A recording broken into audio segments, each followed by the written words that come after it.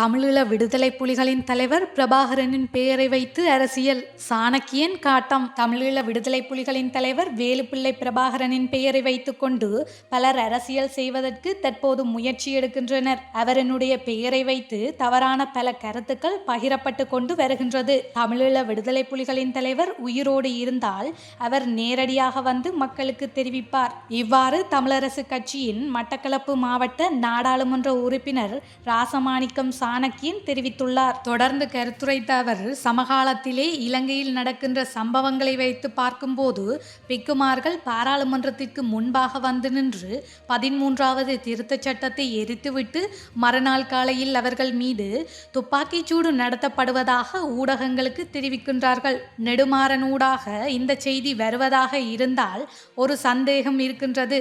நான் நெடுமாறன் அவர்களை பிழையாக சொல்லவில்லை. ஆனால் தமிழீழ விடுதலை புலிகளின் தலைவர் பிரபாகரனின் விடயங்கள் வருவதென்றால் ஒரு அதிரடியாகத்தான் இடம்பெறும் என்பதைத்தான் நான் சொல்ல விரும்புகிறேன். தேர்தல் நடக்கும் என்கின்ற எதிர்பார்ப்புடன் நாங்கள் எங்களுடைய தேர்தல் நடவடிக்கைகளை மேற்கொண்டு வருகின்றோம். தேர்தல் நடக்குமா நடக்காதா என்பது தொடர்பாக நாங்கள் அச்சப்பட தேவையில்லை. தேர்தல் ஆணைக்குழு அதற்கான திகதியை அறிவித்துள்ளது.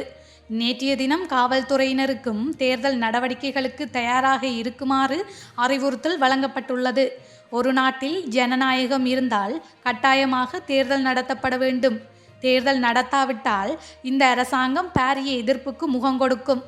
தேர்தலை பிற்போட ஆட்சியில் இருக்கிறவர்களின் செல்வாக்கு குறையுமே ஒழிய அவர்களுடைய செல்வாக்கு ஒருபோதும் அதிகரிக்காது. நான் இந்த நாட்டின் தலைவராக இருந்தால் அல்லது நான் ரணில் விக்ரமசிங்கவாக இருந்தால் நான் இந்த தேர்தலை உடனடியாக நடத்துவேன். இவ்வாறான ஆலோசனையைத்தான் ஜனாதிபதி ரணில் விக்ரமசிங்க அவர்களுக்கு என்னால் சொல்ல முடியும் என நாடாளுமன்ற உறுப்பினர் சாணக்கியன் தெரிவித்துள்ளார்.